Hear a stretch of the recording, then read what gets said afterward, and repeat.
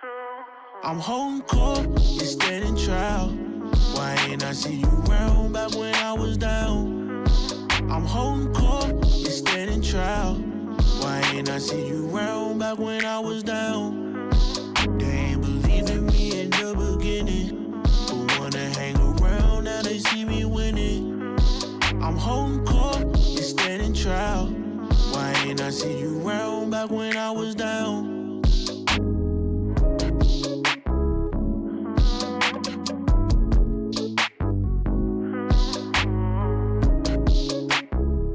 What's up, world? It's your boy Big Court from the Holdin Court Podcast, and today's episode is sponsored by none other than Rap Noodles. You already know what it is, the classic icon ramen noodles. You know what I'm saying? This is the creamy chicken gumbo flavor, one of my personal favorites.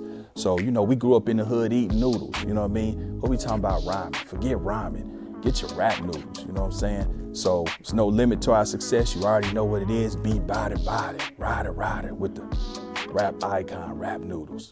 You already know what it is. Salute. What's up, world? Welcome to the Holdin Court Podcast with Big Court. Man, today is an exciting day. Man, I'm honored, and I don't say that lightly. Today, we got the OG, the incomparable man of respect, the Godfather of the South, Godfather of gangster rap, you know what I mean? I consider anyway, Mr. J Prince. Yes, sir. What's good with you, OG? Oh yeah, how y'all doing, homie? Man, we good, man. Man, it's a like I said, it's an honor, my brother. I appreciate you tapping in with the show. Hey man, the feeling is mutual. You know what I mean?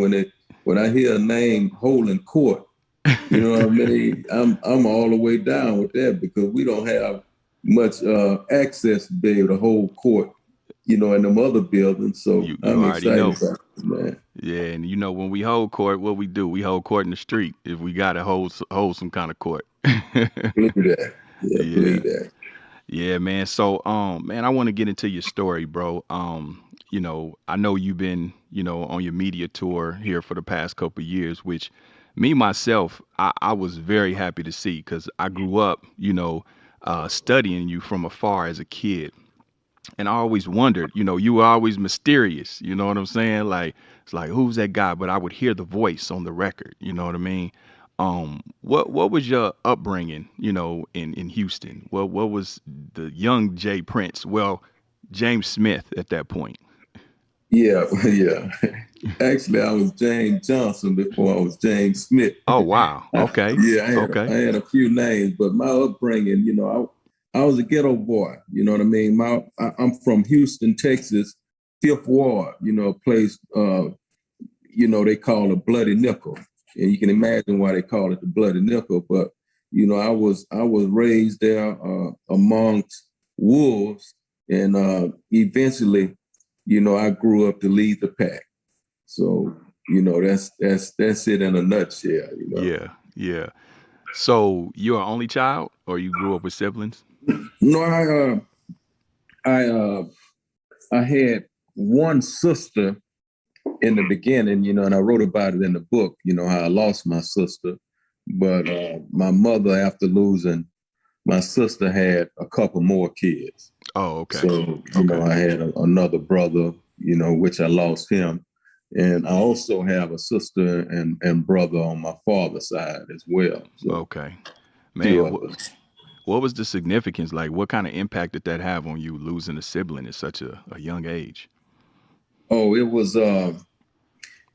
traumatizing. And I didn't realize, you know, it was traumatizing until really after writing this book and different things. You know, I knew it had effect on me as a kid because, you know, I had to move from with my mother to, you know, to stay with my grandmother. But, you know, psychologically, I had no idea of how it really impacted me, man, until I went to the projects into that same apartment building. When I wrote my book, I went over there to visit the same space and everything, man, and entering that apartment, you know what I mean? I felt some things that I thought didn't exist no more. You know what I mean? Because that was the last place I saw my sister alive, at the age of 12 years old. She was 12, I was 11. Wow. We stayed up together all that night, man, talking about what we gonna be, who we gonna, what we gonna become in life when we get grown, what we gonna buy our mother. And, to see the next day, my sister ended up getting cut in half by a train. Wow. Sorry to hear that, OG. Yeah. Damn. So yeah, I totally can dig that, OG, because I had the same thing. My mother passed away in 2010. And her mother, which is my grandmother, passed away in 87. I was 11.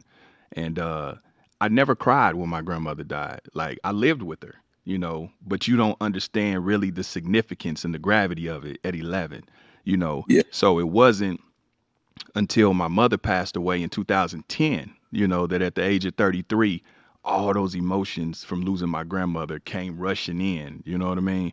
And I was Yeah. like, what the fuck, where'd that come from? You know what I mean? Mm. So it's Yeah. just funny how, I guess just life and that journey, and grief can just creep up on you like that, so I Yeah. definitely understand, that part of it. Yeah. So, I mean, growing up in the nickel, like, what was your first introduction into the streets? I mean, what was a young Jay Prince, like a kid? You know what I mean? Was you quiet? Was you a precocious kid? Was you laid back? Was you, rambunctious? Yeah. I was a leader before I knew I was a leader. You know what I mean? Because like my first introduction was walking outside of the house to the other side of the street, amongst the hustlers and different things. You know what I mean? And they was about their hustle in a many of different ways. You know what I mean? All types of hustlers and whatnot existed in the hood, and I would interact with some of them all. You know what I mean? I would interact with them because, I was a little dude. I think I had a certain charisma about myself that they liked. And, I always had a crew with me that I was the leader of. And I think they saw that, at a young age where I was concerned and respected that. But, even at that age, man, I was cautious about being a follower. Mm-hmm. Mm-hmm. Yeah. Yeah. So you had those leadership skills early on. So was it, but in terms of, and I'm gonna get a little bit gritty with you, OG, and I know you know how to answer. So, I mean, was it you seeing the environment and you said, okay, I see they doing A, B, and C. I'm gonna emulate that because I'm gonna get me some of that. Or was it a uncle or a big homie that was like, hey, let me holler at you, let me put you down, put you on, show you how this go? Or was it just something that you intuitively just picked up on?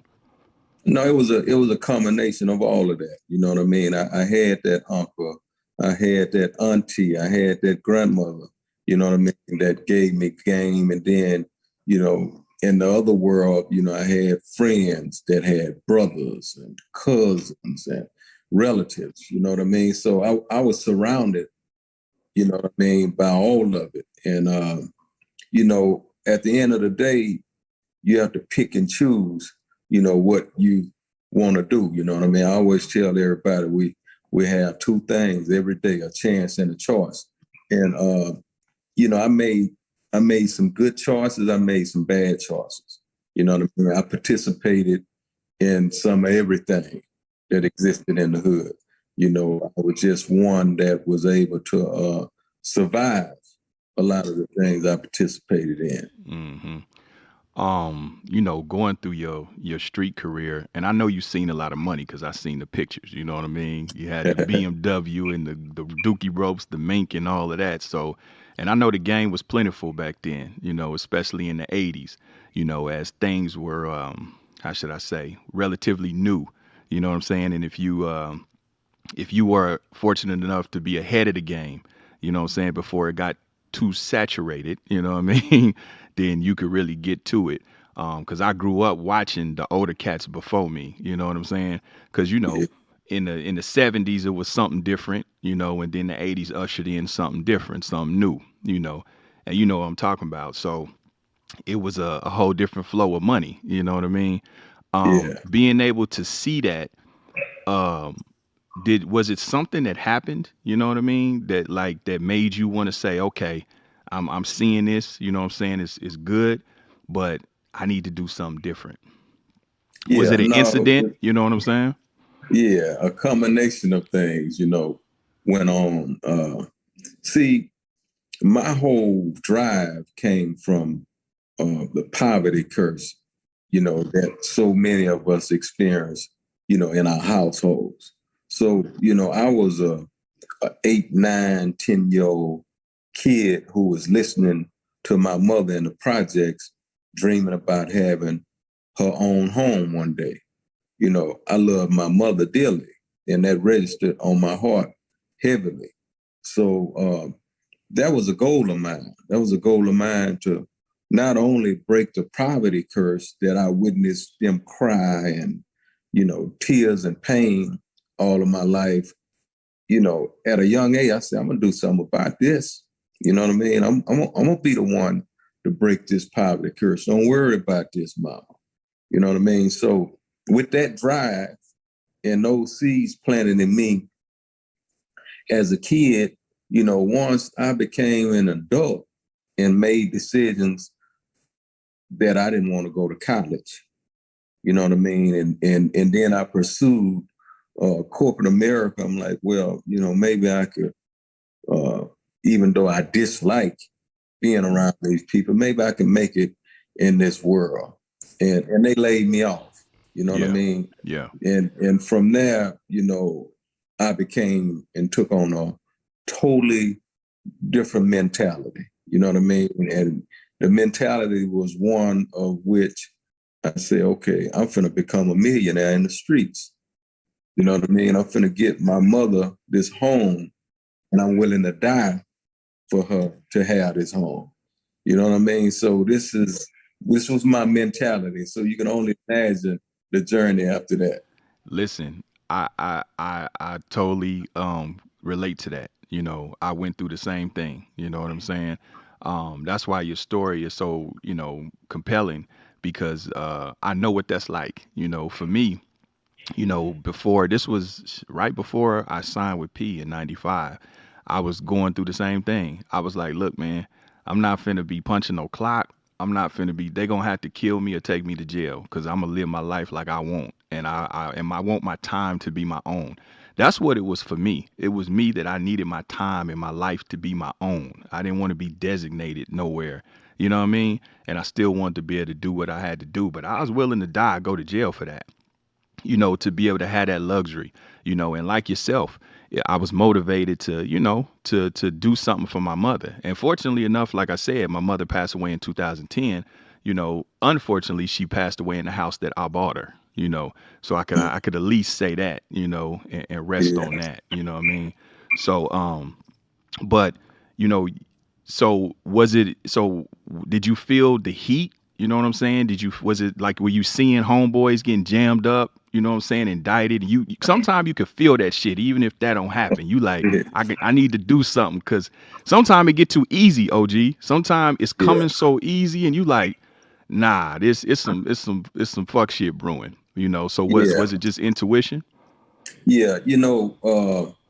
Once again, a combination of all that. People died all around me. You know what I mean? Like when I say all around me, real close, so I witnessed the pain that go along with, those choices you make where the street is concerned. And I never was an individual that wanted to be a career criminal. You know what I mean? I never, because I understood the reward where career criminals are concerned. So I never, and then I never was that kind of human being anyway. You know what I mean? So, it was always, you know, when I chose to do wrong, it was, I want to use that as a connection to do right. You know what I mean? So, when you have that mentality and when you're not stuck on stupid, to the extent where you want to run all the way off the cliff before you, get some sense, then, along that journey, somewhere you decide, okay, I hadn't had enough. You know what I mean? This is the sign. Yeah. For me, it was a Right. sign that I had prayed for. Right. You know what I mean? And just as clear as I'm looking at you and talking to you right now, you know, I recognize, okay, this is my sign. All these years, I've been asking the Creator, before you take my life or give me a life sentence, send me a sign.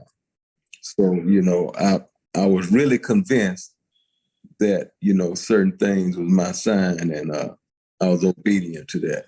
Yeah. Yeah. And I know, OG, shit, you know, getting the money can be as addictive as, you know what I'm saying, the people stuck in bondage, you know what I mean, with the addiction, you know what I mean? Oh, So it getting is. money can be very addictive, and it's scary. It's scary to, you know, I had to go through that because even, you know, once I started running with P, you know, he told me, he said, hey, look, you got a choice to make. You know what I'm saying? You're going to do the right thing if you're going to be up and around me. You know what I'm saying? You're going to have to cut out all the bullshit. He talking about niggas scared, OG. I'm like, well, shit, Pete, is this shit gonna work? You know what I mean? So, but I had to, you know, rely on faith, really, you know, and the man upstairs, and I know you have a strong, you know, faith. Like, where did that come from? Did you grow up in the church?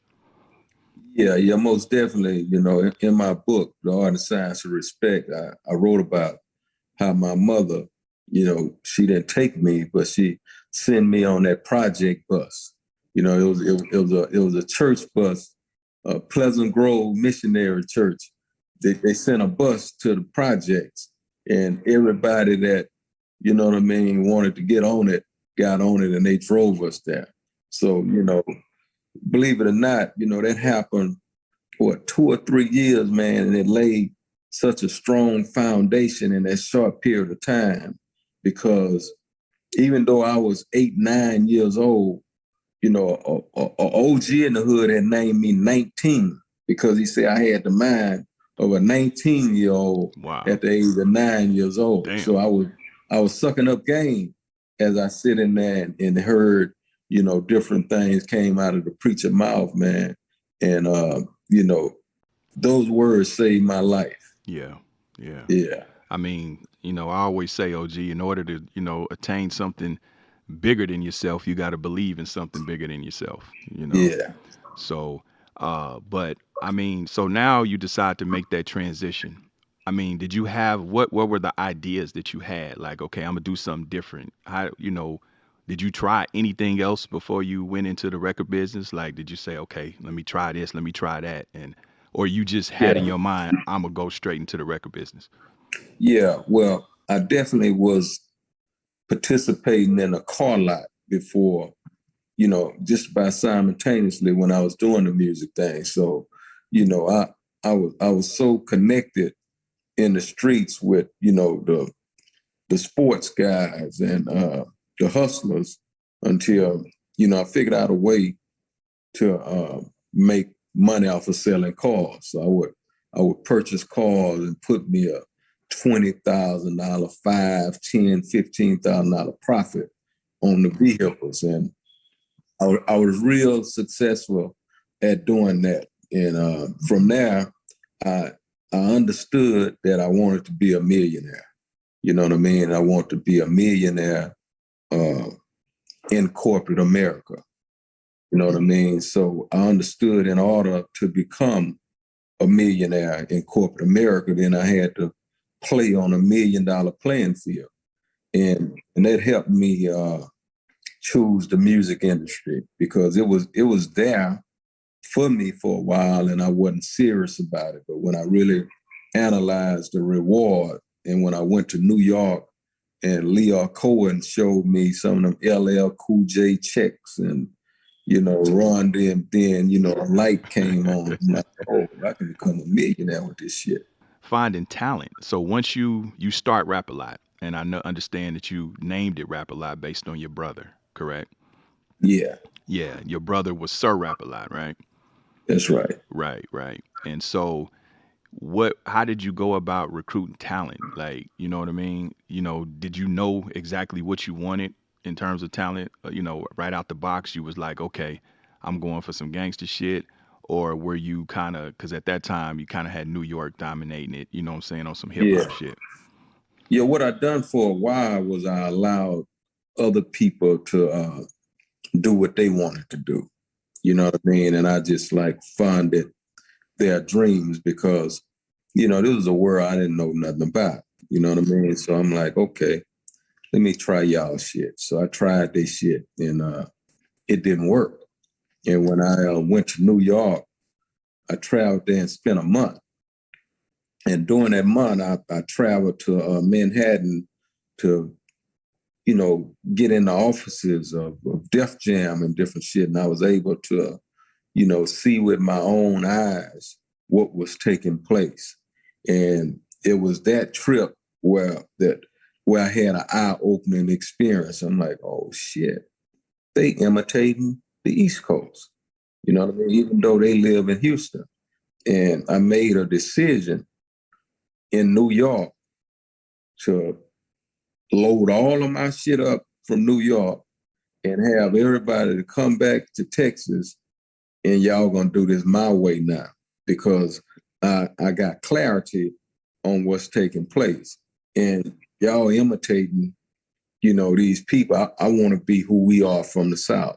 And that didn't sit well with a lot of those artists. So I got rid of all their ass, right? You know, because I had some things I wanted to say. Yeah. And they told me I wasn't a rapper, but, you know, I had lived this shit that they was perpetrating it. And I wanted to like give it to them in the raw. And I asked them to make it rhyme for me. And they told me, you too deep. This shit too deep, what you saying. I'm like, okay, that means you're not qualified. So I got rid of all their ass, right? And that was the beginning of my research of putting together a real set of Geto Boys. Mm-hmm. And so that's where you ushered in that was the Making Trouble album. Was that the first set that you got rid of, or was that the second stream? That was after the Making Trouble album. Okay. Yeah. Okay. That concept. That concept begun with the On That Other Level album. Okay. Yeah. On That Other Level. I remember when that shit came out, OG. That shit was classic. Yeah. Yeah, that shit was classic. Was that your first that album probably was that the first commercially successful album on Rap A Lot? Grip It But on Another actually, Level? that album was an independent album that we went gold with. Wow. And from that album, we added 2 songs and done a deal with Rick Rubin. Yes, I remember that because you changed. Was that the one you changed the cover to the mugshots, and you added "City Under Siege" and and changed the name. Yeah, you changed it from the Ghetto to GETO. Right. Yeah. I was a kid. I remember I studied that shit. Yeah, that album was classic. You know, you had so in the beginning in terms of talent, because I noticed that you kind of had you had an array of artists. Like I guess what I'm saying, there was no reference point back then, right? So you had choice. A lot of people don't give choice credit. You know, when you see your Nicki Minaj's and your Lil Kim's, she don't get mentioned. You know what I'm saying? But like, how did you have the foresight to bring in a female artist that was raw like that? Well, I knew that first of all, Choice back then was fine and attractive, right? And I felt that within itself carried a lot of weight, but to be able to like speak that nasty, sexy shit along with the look, I knew that was something that would be embraced by the homies and different things. So, you know, she was the first to do it. Mm-hmm. Yeah. Yeah, I remember that album, man. I don't even think, what was that, 90 or something like that? Shit, I don't even think I had probably jumped off the porch. I was listening to that shit. Like, where's she at? You know what I mean? Like, I'm trying to find me somebody like that. But that was dope. I mean, and then even with that and like going to like Gangsta Nip, like it seemed like you weren't scared to step outside the norm and try something. You know what I'm saying? Almost like some of the shit was shock value. Like even with Too Much Trouble, even with them, Yeah. you know what I mean? And naming them the baby Geto Boys. Cause I Yeah. remember, you know, being excited about that album as a kid, you know, but you know, did you understand what you were doing, or were you just kind of throwing shit against the wall, seeing if it stuck? No, I understood real clearly what I was doing. You know, I even broke the barriers of going to the South Side and, you know, all over Houston versus, you know, picking one side of town to do different things. You know what I mean? I united the power and everybody, you know, this is who they was. You know what I mean? All I done was put them on a podium and put a spotlight on them. You know, the gangster nips and all these people, you know, I never say, oh, rap this way or be this. This is who they were. You know what I mean? And I was excited about who they were and some of the crazy shit they were saying. And I'm like, okay, I'm gonna wrap this shit in this type of artwork and paper, and we're gonna, you know, put this out. Yeah, Gangsta Nip was hard. I still listen to that first album. That shit is hard. Yeah. What so I mean, so now you sold those records independently initially. So now when did you transition to working with the majors? What album was that? It begun kind of with the Geto Boys album when I changed the name. You know what I mean? And I changed the name because GHETTO, somebody else owned that. You know what I mean? So I say GETO, I'm gonna own this. And so we changed that and done that deal with Rick Rubin. But I done that deal with Rick Rubin based on having access to the muscle of Geffen Records. Right. Now, Geffen Records owner, David Geffen, Yep. you know, got a whiff of some of the lyrical content that we was talking about, and it didn't sit well with him. Mm-hmm. You know what I mean? So he refused to put our album out. Now, Rick Rubin had other groups, Danzig and all these other groups in the heavy metal world was talking worse shit than we was. Right, right. And that was okay with David Geffen. Wow. So, you know, right then and there, I understood that this whole situation with Rick Rubin is not sitting well with me, even though we left them and he went and was able to do, you know, this astronomical deal with Warner Brothers. And, you know, he got paid because he got out of his whole deal. He was able to get out his whole deal based on the Geto Boys. But after we done that album with him, I felt like I had paid my dues. I really didn't do a deal with you to be over here with Warner Brothers. I wanted that Geffen machine. Right? Yeah. So he and I had to figure out a way to go our separate ways, and we did. And from there, you know, I done a deal with Priority. Mm-hmm. That's New Tribe. Was that New Tribe? No. Priority was before New Tribe. Okay. Priority. Okay. That's who P came to. Right. After, you know, after me. Right. So once you get to Priority, and then we come to, I guess, We Can't Be Stopped. Right. And so that's where you really start getting to it and got on the map with Mind Playing Tricks on Me. Yeah. What did that feel like? Well, that was a beautiful feeling, man. It was a beautiful feeling.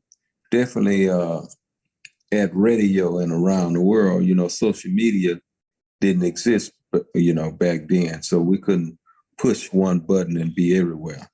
At the same time, we had to travel to each of these states and cities. And that was a record that everywhere we traveled, it was the key to opening the doors of respect for the South. Right. You know what I mean? Because prior to then, I never could get radio or video. I had to figure out how to sell my records without radio and video. Wow. But that particular song was a song that, the first song that got us respect at radio and video where I feel like the whole South begun to get respect from that movement on. I know initially you said that was a Scarface song. Did you inspire that song? I mean, I feel like Face may have been, you know what I'm saying, taking some of your experiences and bringing that to record. You know what I mean? Was that something that you said, Face, check this out, man, this is what I was going through? Because it was so vivid. You know what I mean? It was like some real street shit. Did Yeah, you kind of no, inspire that? yeah, most definitely. Me and Scarface, we wrote together. You know what I mean? I Okay. could spit things to Face, and he, you know what I mean, knew how to make them rhyme and Yeah. bring it to fruition. Yeah. So yeah, I was a ghetto boy that never really got credit for being a ghetto boy, Yeah. but Yeah. a lot of the lyrical content I bred Yeah. into him. And you actually spit on a few songs. I Feel mean, good to be a yeah, gangster. damn, it feel good to be a gangster. Yeah. Yeah, And you yeah. spit on was it Trigger Happy Nigga too? It probably was. It Yeah. probably was. Yeah. You know what? I just thought Yeah. about something, OG. This is why I wanted to ask you. So on Gangsta Nip's album, right? On Action Speaks Louder Than Words, you on a call. I'm not sure who you on a call with. I don't think it's Larry Hoover. But you on a call with somebody and you say, yeah, how kind of world-class wrecking crew disrespect some real soldiers? Were you talking about world-class wrecking crew, Dr. Dre and them? Yeah, I probably was at the time. You know what I mean? What was the riff with that back then? I don't recall, man. I don't recall. But it could have came from a lot of places. Okay. You know what I mean? It could have came from a lot of places. I don't remember the year and different things like that. But yeah, if I said that, I stand on it in 2021. Yeah. You know what I mean? I just don't remember, you know what I mean, why I said it. But, yeah. No, I always wondered what that was, because it was that moment, and then, you know what I mean, it moved on. You know what I mean? Yeah. So you seeing success, you riding high, man. I'm curious, what was your first move? What was your first like legitimate purchase? Once you start getting this rap money and you know you could really show it, you know, you ain't gotta be doing all the other shit. What did you do when you got your first piece of money? First piece of money. Well, the first piece of money I got, and I think this is important, I'm gonna go outside of rap first. The first piece of money that I got, man, I didn't buy no jewelry. I didn't buy no vehicle. I purchased my mother a house with an acre of land. You know what I mean? And that reward from the smile that was on her face, you know what I mean? I still get high off of that today. And she dead and gone now. But I had to put that there. Now, when it came to corporate America and Rap-A-Lot, and I started getting paid. Now, what was important to me before I started making like big payments and buying up shit when I started making money, because I was a millionaire inside of Rap-A-Lot before I became a millionaire outside of Rap-A-Lot. It was important to me to reinvest in my company and keep the momentum going where my company was concerned before I started splurging too heavily on my own. But to answer that question, the first thing, man, had to be some real estate. You know what I mean? A lot of people, even to this day, they play chess. Always been a nigga that liked to play Monopoly. You know what I mean? So even back then, I was playing Monopoly. You know, at 21 years old, I had a 30-acre ranch. Wow. You know what I mean? So I was playing Monopoly even back then. You know what I mean? I ain't stopped. That's good game, OG. I ain't never heard it put like that. Yeah, and you know it's funny, OG. Same with me, bruh. You know, it's almost like our stories are somewhat linear, but I'm just younger. I started buying my first property at 19.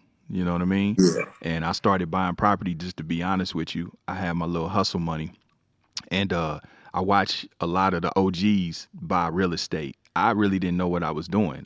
To be honest with you, I started buying property, so in my mind, I thought that in case I went to jail, I'd had something to, borrow Yeah. against or to get me out. You know what I'm saying? Yeah. So that's why I started buying it. So I got up to probably about 11 properties free and clear. I didn't even know what I had. I didn't even know what equity meant. OG, I didn't know none of that. And Yeah. I started talking with a young lady from a credit union, and she was like, "Hey, you own them properties free and clear?" I was like, "Yeah." She was like, "You know how much equity you got?" I said, "No." And so within probably, I say 5 months, she gave me a line of credit for like 600,000, over Yeah. the properties to do what I needed to do. I was like 21, you know what I'm saying? So I always tell the youngins, like, man, get you a piece of real estate. You know what I'm saying? Even with my co-producer, Ken, Sir. same thing. I told him the same thing. He bought some Oh, stuff I up in got Northern 4 California. right now. Right. 4 here. Right. Yeah. So, but it all started just, a nigga just trying to, do something and trying to cover my ass, you know what I mean? I can dig it. You know what I yeah. mean? And if I could do it all over again, Mm-hmm. I would have done more Right. real estate. Right. You know Right. what I mean? I would have bought less jewelry and Yeah. diamonds and Yeah. all that different cars. Yeah. I would have bought more real estate, man. Yeah. I'm curious. Did you do commercial real estate plays or development or residential? Yeah, well, a lot of it was residential, but I done some commercial as well. You know, I definitely wasn't doing any building or nothing like that back then, but I made some real important bets. Yeah. I chose to. Mm-hmm. So I take it that you are you for owning your house instead of renting.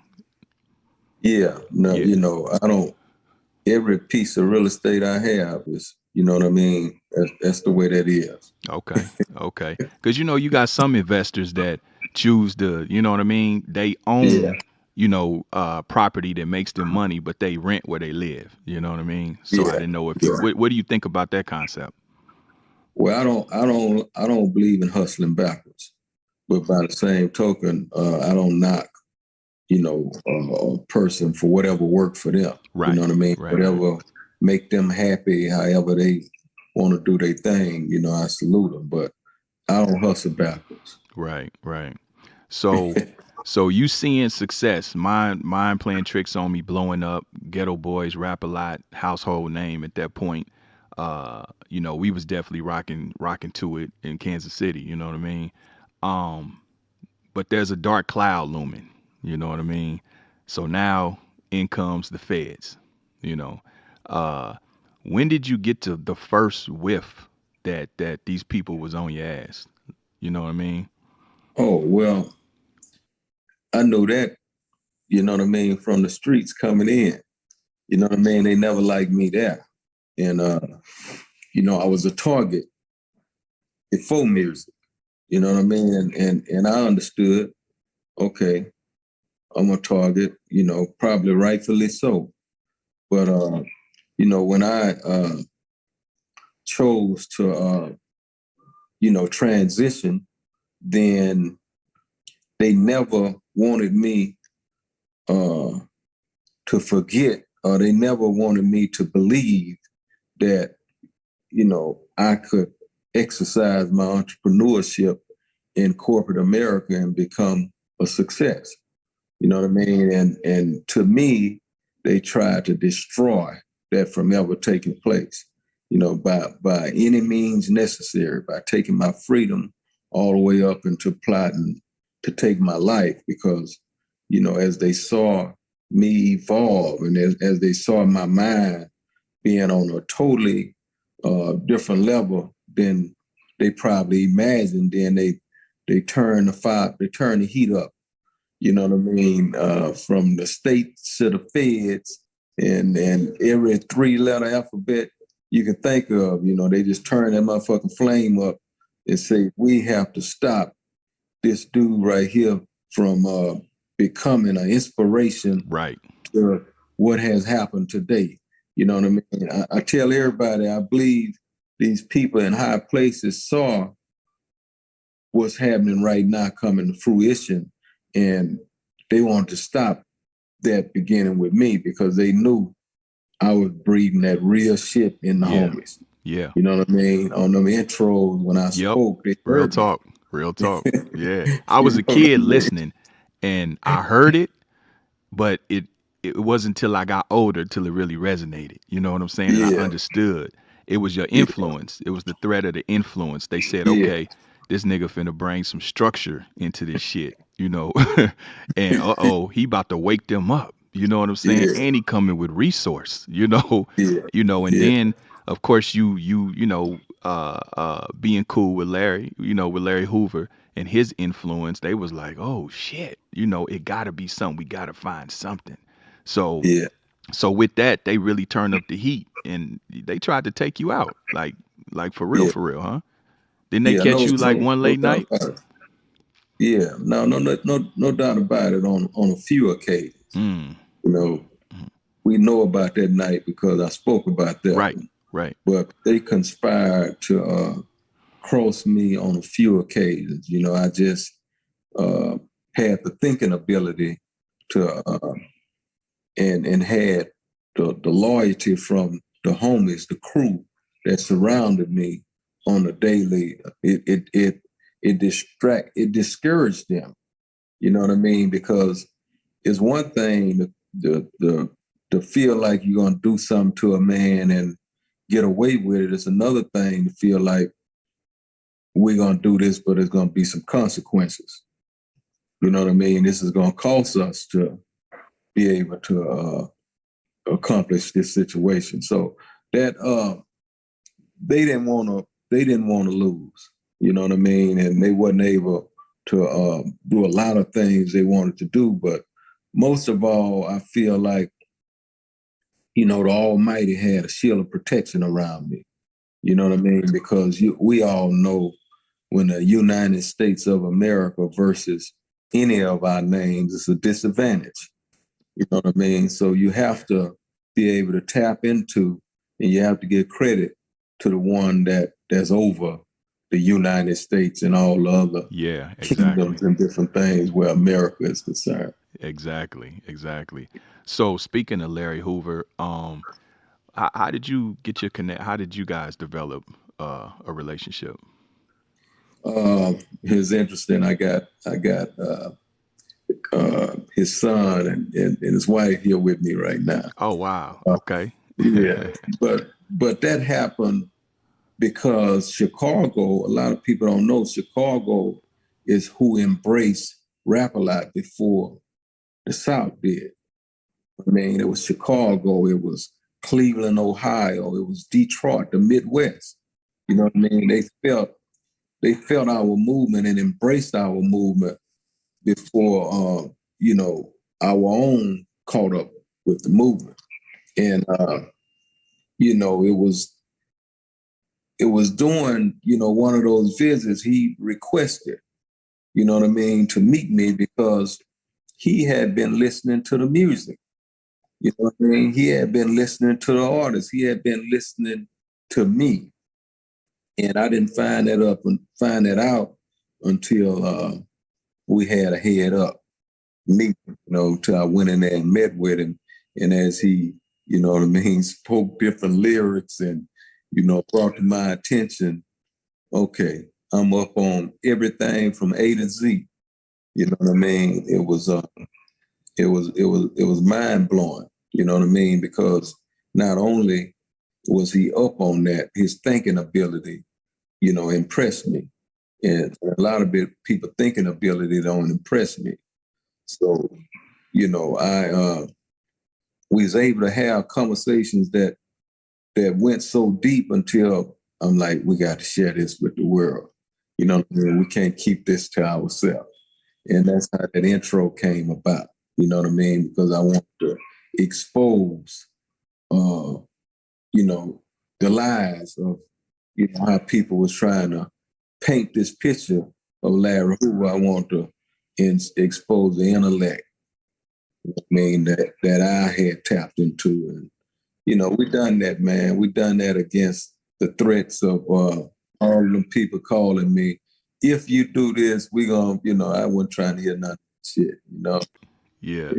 Nah, that's dope. That's dope. And that's commendable, and that's real that you've been holding them down all this time. You know what I mean? That's rare. That's You my know what I brother. mean? That's rare. Yeah. You think OG got a shot at getting out? Yeah, most definitely. I think he has more than a shot, and we have done some things that complement every word I'm saying. It's just a matter of time because he has qualified where the First Step Act is concerned. Where we went before that, and we was victorious on that part of it. So now it's just a matter of waiting on the judge to do the right thing and to do the same thing that he done for others. You know what I mean? Do it for him. So there's no discriminating or you know what I mean, all that other shit going on where it's concerned, then yeah, he'll be here soon. Okay. Yeah, we'll be praying for him, man. Yeah. Free Larry Hoover. It's interesting. I met Bushwick Bill probably I don't know, when was it? That was 2000, like 4 or 5. Yeah, 2004, 2005. And it's still here. Yeah, and I had did some work with him, and Bushwick Bill, was an interesting guy. You know what I mean? I spent time with him. He had stayed over where we were staying for a while. I know you got a crazy story about working with Bushwick. All right, rest in peace to the homie. But you had these three personalities. You know what I'm saying? I mean, Willie D, turned up, angry, Scarface. You know what I'm saying? I heard that his nickname, they call him Creepy in Houston. And then you got Bushwick. You know what I mean? I know you got a crazy story, OG, dealing with them three. Oh shit. One that you can say, you know what I mean? One that you can tell. This was a funny story right here, man.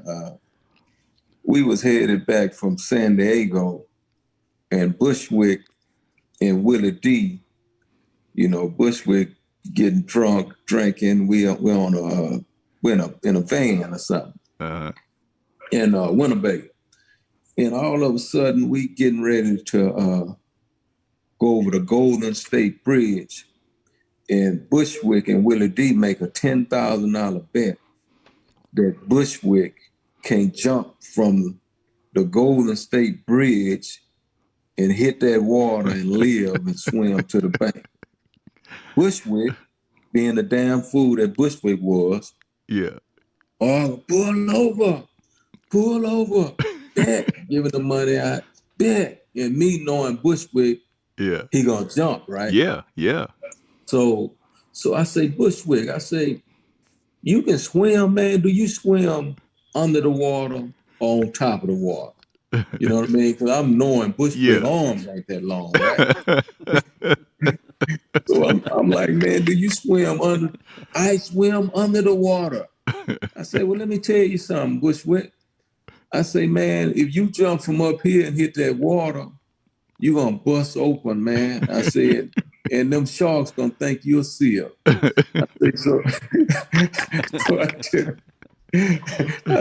tell the man, I say, man, keep driving this motherfucking bus, man. We're not going to pull over for this man to commit suicide, because that's what's going to happen if he jump off the goddamn bridge. And I knew he was, so yeah, that was one of many, man. Oh wow, that's crazy. What was your story? Didn't he stay in an apartment and tore it up? What was it? Oh yeah. Bushwick, he did some crazy shit with me too. That's why I asked. I was doing some work with him, and I mean, one thing I will say about Bill, and maybe you agree, OG, dude was really, really smart. He was really intelligent and insightful. And I was I always call it knowledgeable. Knowledgeable, okay. You know the difference of wisdom and knowledge, right? Right. Break it down, OG. Yeah, I say knowledge is knowing the truth. Yeah. Wisdom is living the truth. Right. Yeah. Right. Good game. Good Makes game. sense. Makes sense. Yeah. So he stayed I stayed in Brentwood, which is in West LA. And so I got him one of the suites over there. Man, this nigga Bushwick, boy, he was being Bushwick. He turned up, he tore up the spot, he wasn't gonna leave. It was oh man, I was like, Bill, like I didn't do anything. They're lying. Like, Bushwick was wild. He was a Yeah. wild boy. But he was a Yeah. good dude though. The time I spent with him, insightful, like you said, knowledgeable. And one Yeah. thing, he'll argue about anything. You tell him something, he gonna argue and try to. I could say, man, listen, that's blue. It's not really Yeah. blue. Do you believe them because they told you it's blue? It could be something else. He just finds something to argue about. Yeah. It's a little But homework. yeah, that's the homie, man. Rest in peace to Bushwick. I mean, OG, like you running a company, being a father, maybe being a husband, and then having to manage all those personalities. You know what I'm Yeah. saying? How difficult was that to juggle? You know what I mean? Because you Yeah. still they boss at the end of the day. So you become involved in these people's lives. You know what I'm saying? So Yeah. how difficult was that? Man, it's interesting you asked that because one of the homies, Rico, who doing some work with Scarface and Devin, he asked me that question. He said, man, we need to get you an Academy Award. You was micromanaging 40 to 50 niggas, and I can't deal with one or two. Real talk. Real talk. You know what I mean? Yeah. So, my answer to that, man, was it had to be a gift. You know what I mean? It had to be a gift of who I was, and it had to be a thing where they was concerned of the respect that they had for me. Because without either of those, I wouldn't have been able to do it the way I done it. Yeah, I mean, you did it with such grace, OG. Because listen, I tell you, bruh, like I come up under P's tutelage, you know what I mean? And P came up under yours. So in essence, I get remnants of your game as well.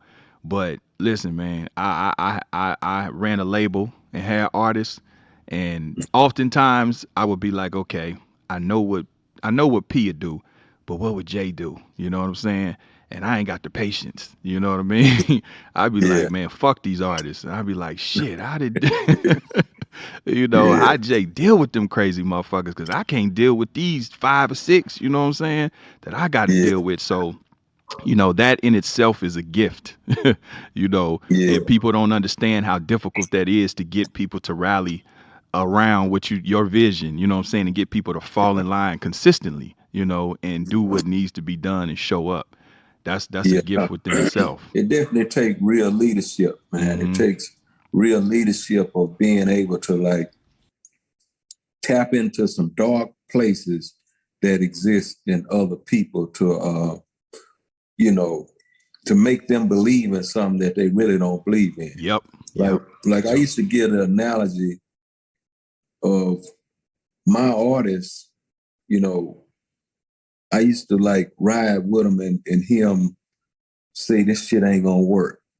This ain't this ain't that. So, they didn't believe, they really believed that shit, right? So it almost was like my heartbeat was pumping blood into all of them. You know what I mean? They had enough sense to show up and do something that they like, but they really didn't believe in the mechanics, you know what I mean, that it was going to take place and they would get paid and, shit like that. Yeah. So, I mean, let's move forward a little bit. I want to talk about UGK. You know what I mean? I think that's a testament to just who you are as a man. The fact that you advocated for UGK when you didn't have to. You know what I'm saying? And just from your background and things that you do, and it takes one to know one. I think that you are like a natural protector. I'm kind of like that too, especially for people who can't protect themselves. You know what I mean? Yeah. what what made you go ahead and advocate for them? You know what I'm saying, and embrace them like that when you really didn't have no dog in the fight in the beginning. Yeah. You know, long time ago, when I first heard a UGK song, I drove damn near burn a Lexus coupe up I had just bought to go and visit Yeah. with Pimp and Bond out there in Port Arthur. And, I took a liking to him because I knew, where they was headed and where they came from was inspired by what we had done, the Geto Boys had done. And even though they were signed, I said to Pimp on that day, you know what I mean? Because I understood, how people try and like handle, all of us that was coming from the South. I said, if y'all need me for anything, don't hesitate. I'm here from you. I'm here for you. But my whole thing, man, was, I felt like I had laid a foundation down in the South, and I felt like, everybody came out was kin to me and was family to me. And, I always felt like if I could share some wisdom, if I can help or whatnot, that was, it wasn't a thought of me not wanting to contribute. You know what I mean? So that was just something that I took ownership of in my own mind and in my own heart. You know what I mean? Because I knew, like from the beginning, and when the foundation that was being laid, I knew how all these people felt about that whole movement that I was starting, man. They didn't like it. They never wanted it to come to fruition. And they was doing all type of shit to prevent it from happening. So to be on a roll and to have, P and all the others moving and UGK, I'd have done anything within my power to help any of those brothers. Yeah. Pimp C was special, bruh. He had that charisma. You know what I mean? He had that. He was a star. You know what I mean? Yeah. I remember, first hearing UGK, and I fell in love with their music. You know what I mean? So let me ask you something, OG. I mean, how awkward was it for you, if at all, when my big brother, P and Pimp C had their little skirmish? How awkward was that for you? Because obviously, P is your guy, but Yeah. Pimp C's your guy. You know what I mean? Like, what kind of space did that put you in? Yeah, it was a bittersweet situation. You know what I mean? Bitter because I didn't want to see them having any kind of situation. You know what I mean? To me, I never wanted to like recreate what I had witnessed going on in the West and East and shit like that. So that was bitter. It was sweet to me because I felt like both of them respected me and I could come in and try and help out with the situation, which I think I ultimately done. Mm-hmm. Mm-hmm. Yeah. Was that something? Was that you having a conversation with P or having a conversation with both of them, or just Yeah. you know what I'm saying? Yeah, it was a combination of both. You know what I mean? I definitely spoke with both of them. You know what I mean? I let C know. 'Cause I'm the type of dude. I don't stand on wrong, right? I don't stand on, from no angle. So I spoke realness to him because I know P. You know what I mean? And then when me and P had opportunity to speak, I'm the same nigga. You know what I mean? So it's a mutual respect from both of them where I'm concerned and vice versa. And I think it helped. Yeah. Yeah, I Yeah. mean, you seem to always be the one that people come to for conflict resolution. You know what I'm saying? Why you think that is? I mean, because I know they came to you for the East Coast West Coast thing. At the end of the day, people always say, okay, let's holler at Jay. Let's see if Jay can try to make sense of all this. Why you think people say, okay, Jay the fixer? Is it because I never heard your name or Rap a Lot mixed up in any shit. You know what I'm saying? You've always kind of been an island unto yourself. You know what I mean? So is it because you've always been neutral in terms of a lot of the rap bullshit? And you know what I mean?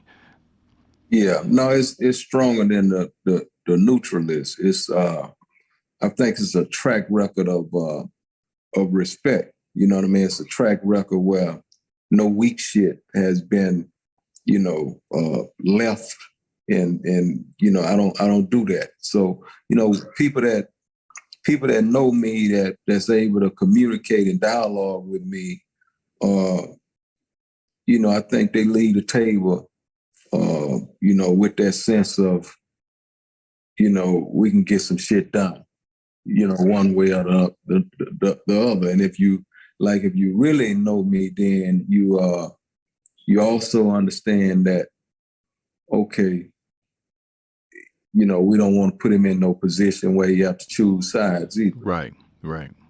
So, it's a combination of standing on right, man, and you know what I mean? That I believe it. I believe that truth stay the same and win all the time. That lie got to keep changing. Lie got to keep changing. Yeah, real talk. Real talk. So, so talk about the courtesy message. You know what I'm saying? Because I know, usually if you get wrong and run afoul of Jay, you get the courtesy of a warning. You know what I'm saying? A verbal message. Is that something that you just, because the OG told me one time, you always give a nigga a way out. You know what I'm saying? Yeah. You don't, you gotta outthink individuals. You know what I'm saying? So you always give them a way out. Is that kind of your approach to it? Like, okay, before I have to fuck over you. I don't call it a way out, but it may mean the same thing under certain circumstances. But I just feel like everybody is due a chance. You know what I mean? I really feel that way because I feel like if some people know better, they'll do better. And a lot of people do dumb shit because they don't know no other way. Right. You know what I mean? They don't know better. So I feel like, they do that chance. I even appreciate having that chance for myself, beginning with me. You know what I mean? Because, a lot of shit I wouldn't have done if I would have known better. So, with that combination of wanting that for myself, wanting that for my loved ones, then it's only right to extend that invitation to any man. You know what I mean? You may not know, brother, you were standing on my feet or you was in violation or this is the reward for this situation. You may not know, but here's what it is. Now, if you choose to violate this, do this after you know better, then we both understand. Right. No, real talk. Real talk. So I guess with the whole thing of checking in, you know what I mean? People act like that's a thing, you know what I mean, of disrespect. I don't know, I guess maybe to squares or maybe to people that don't know no better, because when I hit cities, I always hit the homies. These youngsters, they don't put no value on themselves. They'll spend money on all this other frivolous shit, but they don't know how to move right. What's and I know you're for the courtesy call, but I mean, for the youngsters, help them understand that that's just, that's survival. That's moving smart. That's being intelligent to, not just be out there. Yeah. And maybe we need to change the word for the youngsters. The checking in part, is they seem to get hung up on that word, checking in. Yeah. So if we could diversify that word and bring it up to a 2021 thing. Right. What's the word, OG? What's the word? Maybe we may want to tell them they need to get connected. You know what I mean? Yeah. Maybe that's the proper word, connected, properly connected. Or whatnot. Yeah, they getting tripped up on the semantics. yeah, they get stuck. I mean, right there you stuck. So then you stuck on stupid, right? You Yeah. stuck on stupid, and you're not using your powers or access to powers that you have. You're looking at it as a negative versus a positive. You know, we all know if you can tap into good people wherever you go. Wherever. You know what I Yeah. mean? It's a blessing, Rip. Real talk. You know Real what I talk. mean? Who want to have access to power and not use it? Yeah, it don't make sense to stand next to power and not leave with none. You know what I mean? Doesn't make sense. You know, so let's fast forward to man, Drake. You know what I'm saying? The killing part about it, I thought about it this morning, OG. I mean, you have your fingerprints on some of the biggest, most prolific artists ever. I mean, even if you go back to the Geto Boys and then you talk about Scarface, then you talk about Drake, and then even you talk about Megan Thee Stallion, which we'll get to, but what was that, how did you come across, the whole Drake situation? But that was I have to give credit to my son on that one. That was Jazz Prince. You know what I mean? Uh, he felt real strongly about Drake. Even though I tried to discourage him and get him to move to something else. But he was a student in rap a lot when he was a kid. I had him there. I didn't leave him at home and had him doing a bunch of other stuff. I took my boys to the office and I allowed them to work and learn different things. And one of the most important things that he learned that made him embrace Drake was a buzz. You know what I mean? He heard me on marketing calls every week getting on people's asses about what's buzzing in your town. What's find the buzz, find the buzz, find the buzz. And he found the buzz on what was that, Facebook, whatever that was. Yeah, MySpace. MySpace. Yeah, You know what I yeah. mean? Mhm. Where Drake was concerned. And he used those words to me after I was trying to discourage him. He buzzing, Daddy. Trust me on this one. He buzzing. And that's all I needed to hear. Yeah, You know what I mean? Because that was our lingo. yeah, Find the buzz. yeah. And from there, I just gave him the directions, man, on, let's fly him here in Houston. Let's take him back out on tour with you with Lil Wayne this time. You know what I mean? And have Lil Wayne to put his arms around him on stage. I mean, and the rest was history. Yeah. Drake is a phenomenal artist, bruh. And I'm with you, OG. When I first came across Drake, man, I wasn't feeling it. You know what I'm saying? But I had in my head the bullshit. You know what I'm saying? Because from where we come from, and I came up on Geto Boys in WA. So I'm like, what? This nigga from, he from Canada. He light skinned. He's singing. You know what I'm saying? But once I start listening to the music, man, Drake's like top 5, of today. You know what I'm saying? Definitely. And he's gonna go down in history as a superstar. So that was a great move. No doubt about it. Yeah, no doubt about it. Mm-hmm.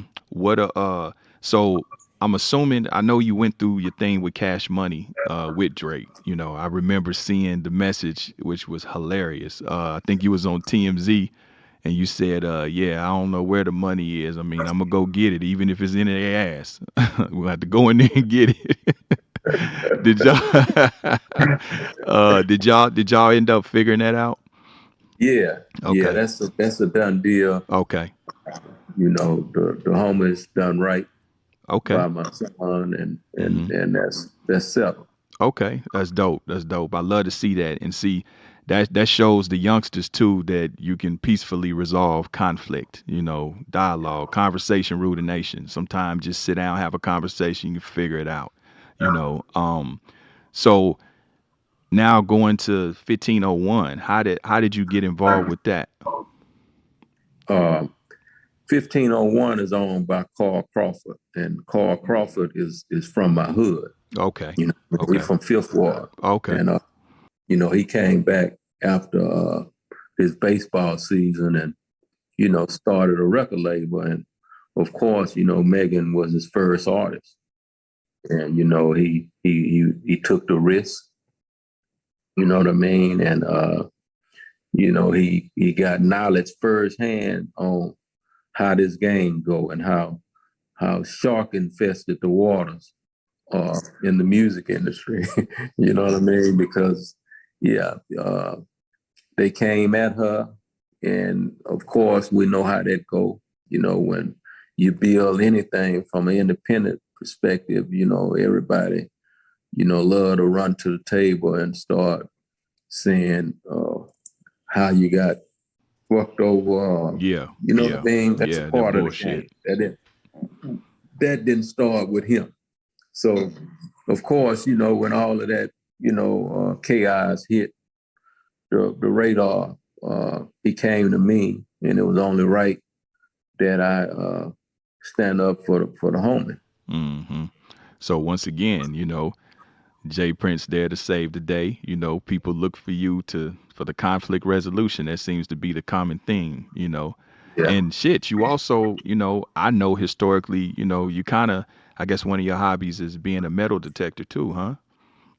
You say a metal detector? A metal detector. You know what I'm saying? If you come to Houston and you lose your chain somehow, the OG can help you out with that.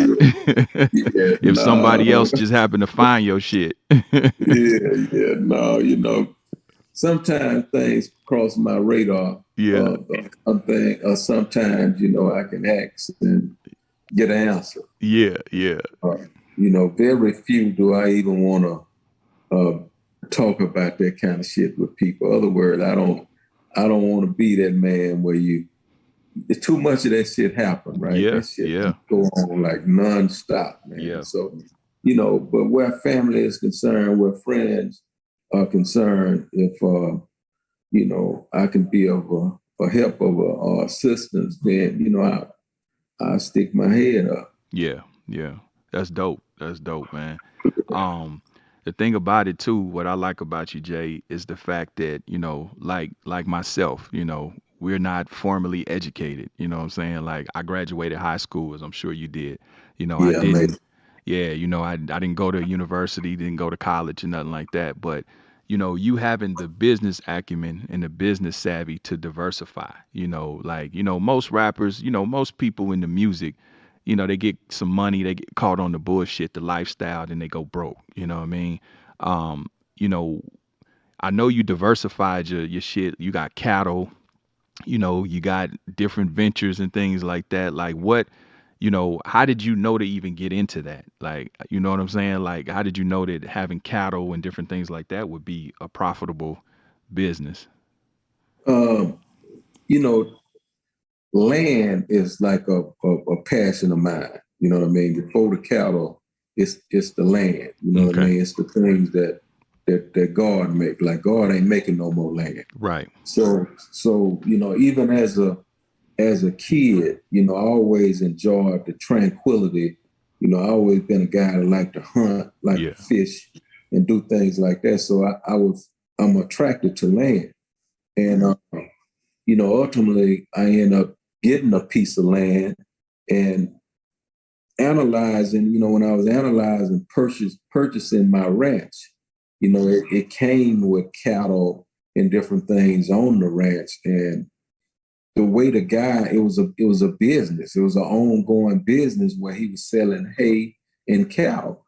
And anybody that have a ranch know that normally that's a liability.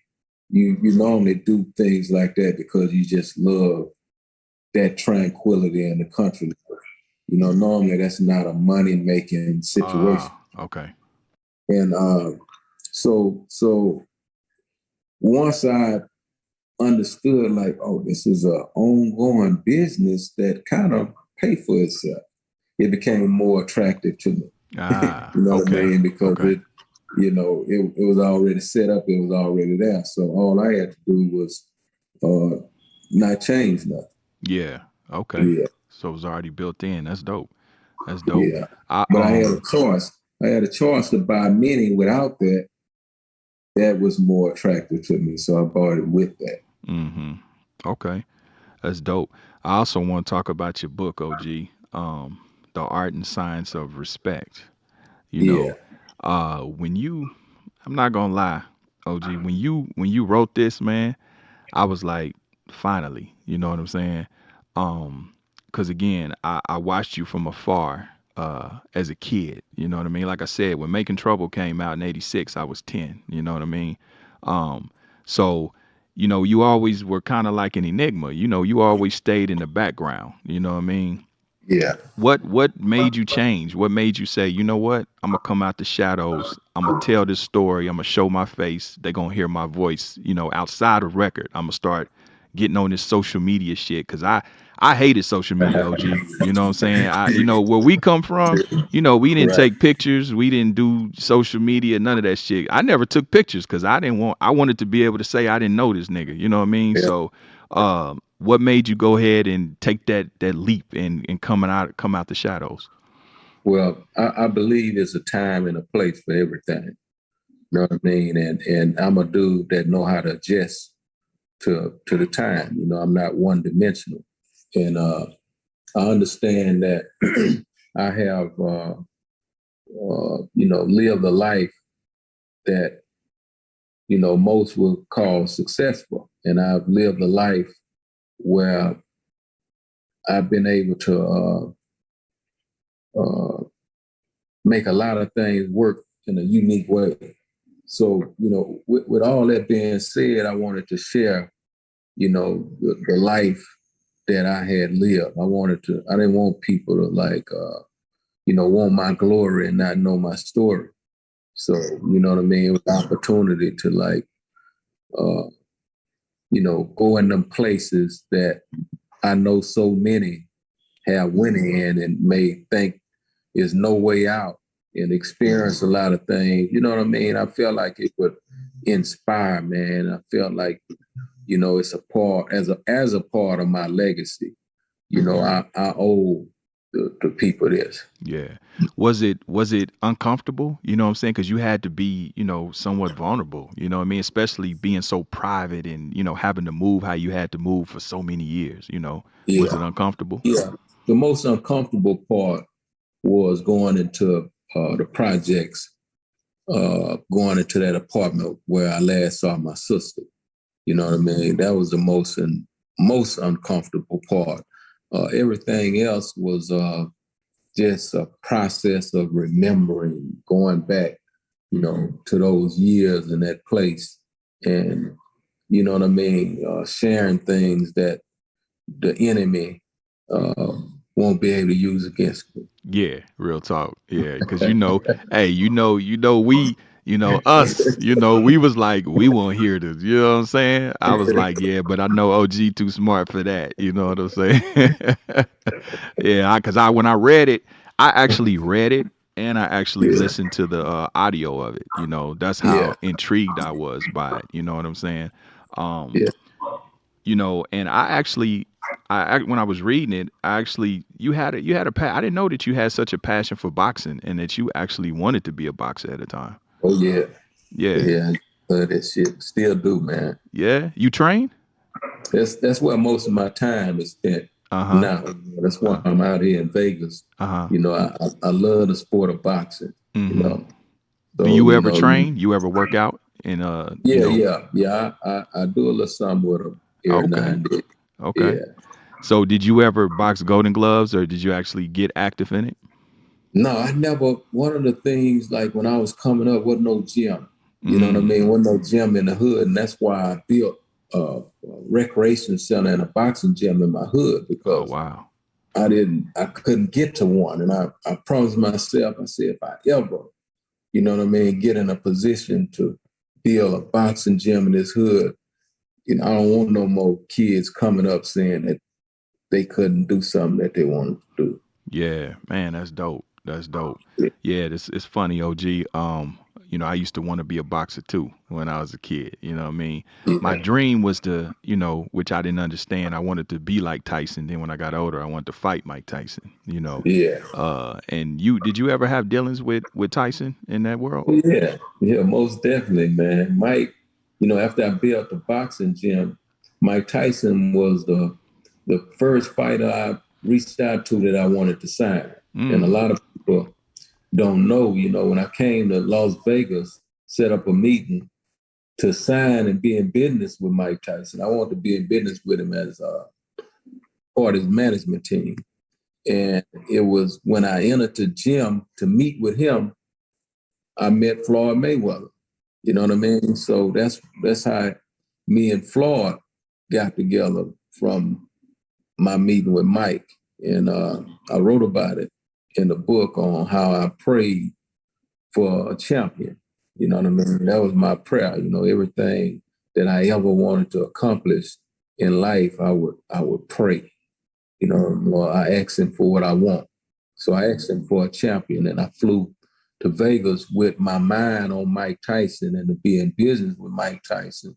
And I thought I was in business with Mike Tyson because me and Mike had got his wife on the phone, and I left with an understanding that I was going to be a part of the team. But in that gym, Floyd had kept coming up to me, and he had gave me his card. Jay, you want to do something, call me. So on the next day, when I woke up, I couldn't reach Tyson. You know what I mean? Phone off. I couldn't reach him. And I asked my friend, well, who is this guy right here? And he said, oh, this is Floyd Mayweather. It's the 130-pound champion. I'm like, damn, that's when a red light went off in my head. I said, man, I prayed for a champion. And reach out to the brother, and he and I done a deal in less than a week or two, man. Damn, yeah. That's big. That's big. So what happened with that? Did you guys move forward, or you know? Yeah. I managed Floyd for 4 years. Oh, okay. I was his manager. I was the one that helped lay the foundation that he eating off of today. We done a lot of creative things to, you know what I mean, to contribute to where he at today. And I enjoyed that. That was the beginning. And he gave me the opportunity to be where I'm at right now, where boxing is concerned.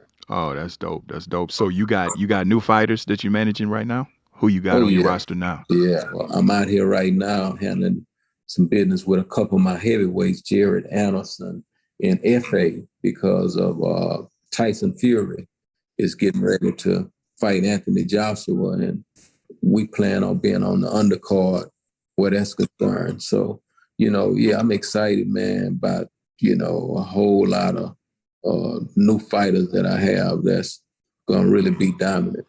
Okay. There's also a connection to Roy Jones Jr., right? Oh, yeah, most definitely. You know, Roy, that's my guy. You know what I mean? He and I have done a lot of work together.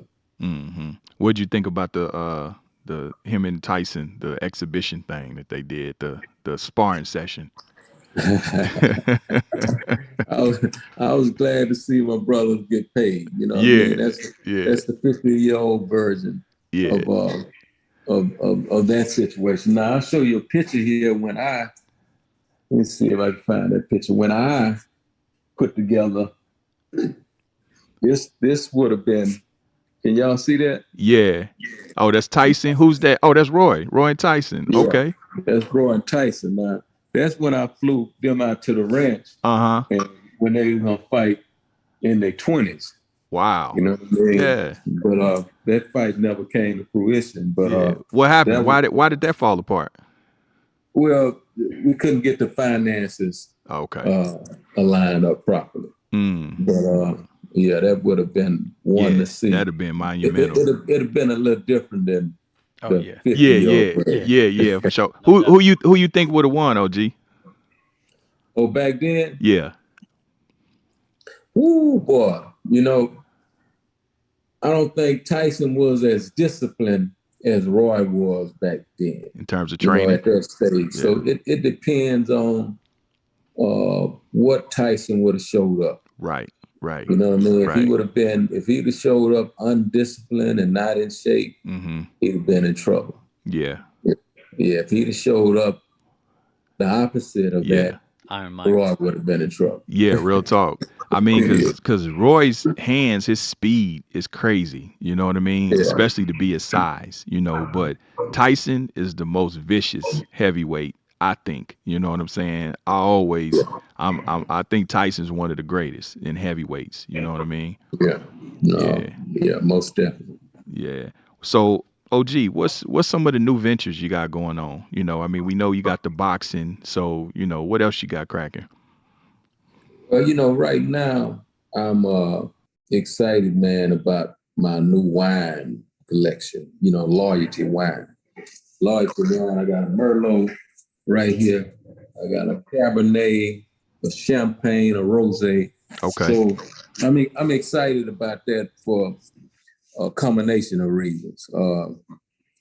This name Loyalty, uh, as you know, mean more than just a drink. But I think it's a perfect name wrapped around a drink that we can you can celebrate. You know what I mean? There's so many reasons to like celebrate, like any success. I believe loyalty have to be involved. You know what I mean? So to be able to toast, from the Super Bowl, a marriage, or whatever it may be, about a loyalty in the midst of that celebration, I like that concept. So I'm glad to have a product, with some substance and meaning Yeah. attached to it. Yeah, that's dope. That's dope. So, Yeah. I mean, how do you, how do you make choices on what type of businesses you're going to go into? You know what I mean? Like, do you just, is it that people bring you stuff and you say, yeah, that makes sense? Or you just do stuff that you enjoy and that you like? Well, I like to do things that connect, you know what I mean, with the playing field that I'm on. You know what I mean? It's hard for me, I don't believe in making a lot of investments that I'm not connected to. You know what I mean? I don't want to put my destiny in no man's hand and give him my money and expect for him to handle it like I would handle it. So it's real easier for me to be on the playing field where I'm active and I can do some things. Yeah. You know what I mean? And it definitely don't hurt to enjoy whatever it is you're trying to sell. Yeah. I believe that that's really the only way you be successful in it. You know what I'm saying? Like I tell some of these youngsters, invest in what you enjoy. You know what I'm saying? Because you got paper chasers. I think you need more purpose chasers. You know what I'm saying? Because if you move with purpose, you know what I mean? You have a passion, then you're gonna succeed at it. Because then you're gonna do the work. You know what I'm saying? Because really, only chasing money, that's only in the street. You know what I'm saying? Because that's all it is. But at the end of the day, in building business, you got to have a passion for it. So I want to ask you this too, OG, before we go. Man, what's your opinion on the state of affairs with the police? What do you think, especially us coming from where we come from, and you being a primary target of law enforcement unfairly and unjustly? What do you think needs to happen? You know what I'm saying? With the whole policing dilemma in the country as it, pertains primarily to African Americans. Yeah, I think they need to bring back the old cowboy hanging law. You know what I mean? Where you hang these individuals that, blatantly, killing our people like that. Yeah. I feel that strongly about it. You know what I mean? Because you have to understand this is something that's been going on for a long time, man. And I mean, before us, these people have been killing us and been, treating us like shit, like way too long. Now, it just so happened now that, we got cameras to record a lot of this. But when you think about the blood that has been shed that these people have gotten away with for decades and centuries, and you know what I mean? It make you sick. So when I use that word, hang them, it's coming from that place, you know what I mean, from way back. And it's coming from that place of them knowing, of me knowing that they wanted to do me the same way. You know what I mean? And I think until something is in place that drastic, we won't see a change. It's going to have to be on that level to some capacity, I believe. Yeah. I mean, I think that the training needs to be addressed, but like you said, until they really feel it, from different angles, be it, you know, some, I don't know, some vigilante shit. And also when they do fuck up, you know, like being made an example out of, when they fire that gun and they fuck up and it's unjustly, I think that, they need to be treated like a civilian. You know what I'm saying? Cause I Yeah. know, if you or I have to defend ourselves, even on our property, especially here in California, shit, if a motherfucker try to break in my house and I shoot him out here in California, if that motherfucker survive, he can sue me. You know what I Is that mean? right? Yeah, yeah. So it's like like you know what I'm saying? They make it so hard for civilians, but then they send the wrong message to police that they can just do whatever they want with impunity. Boy. See, it'd be hard for me to live in a place with Yeah, that kind man. of law. Yeah, hey, You know what I listen. mean? Texas, y'all Okay. wide open. Y'all got open carries. Y'all got, you know what I'm saying? You can have magazines over 10 rounds. Down up here, you can't have a concealed carry, no open carry. They don't want you to have magazines over 10 rounds, all kind of goofy shit. Yeah.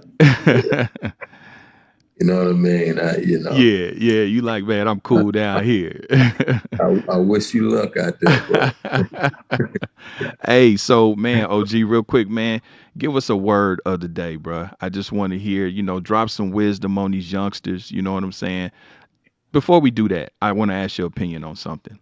Back in our day, you're a little older than me, but even still, we was wild. We did our dumb shit. You know what I'm saying? We just didn't have social media. That's fair. I'd say that. But I still say that it's a different mentality with these youngsters. You know what I'm saying? It's Yeah. more reckless. It's more frivolous. They don't value money. They don't value life. They don't value opportunities. What is your take? And I'm pretty sure I already know the answer, but what is your take on the culture of the young rappers today and just the young niggas in the hood in general? It's not all of them, but most of them. Yeah, I think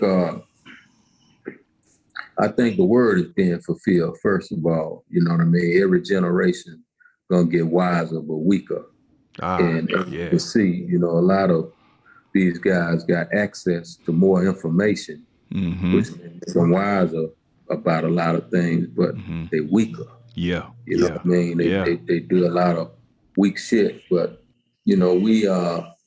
I'd be like one of the first to take responsibility for doing a lot of weak shit in my era as well.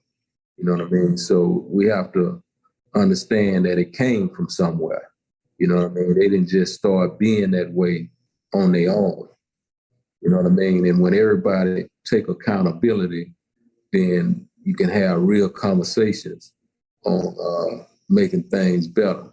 So I'm not one, even though I understand the state that they're in right now, but I don't forget some of the shit that we showed them. Yeah. You know what I mean? But in all fairness, though, we showed them, your generation, which was you a few years above me. Y'all showed us getting money. You know what I'm saying? So that's what we did. We showed getting money, but we showed some other shit. Yeah. Too, You did. But now it's like, I don't know. It's like foolishness. I think even in the midst of our dumb shit, we still operated with a certain level of ethic. You know what I mean?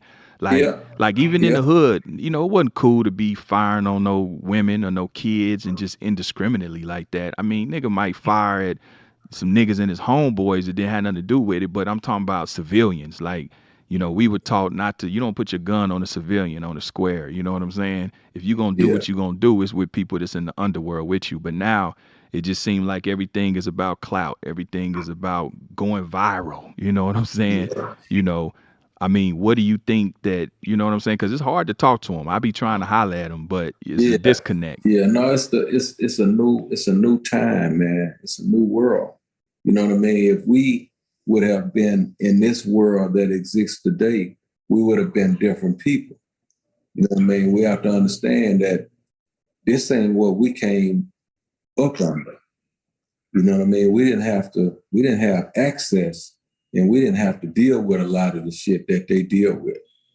So, at the end of the day, my words of wisdom for all of them, you know, old or young, and everybody that got ears, would be, you know, we got two things every day we wake up, and that's a chance and a choice. And what we choose to do with those is going to determine our ultimate destination on where we end up. Mm-hmm. Yeah, that's a good word, OG. Real quick, you got a movie documentary coming?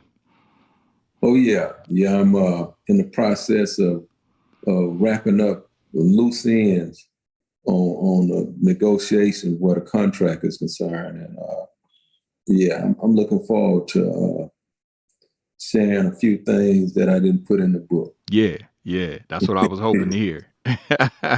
That's what I was hoping to hear. So we gonna see the documentary first? Yeah, for sure. Okay. All right. When is that gonna drop? Maybe sometime later this year? I'm hoping, the end of this year sometime. Yeah. Who you think could play you for the movie? You know, I don't know. I think Lil Duval. Lil Duval looked like he could be one of your sons. yeah, maybe so. Maybe so. You know what I mean?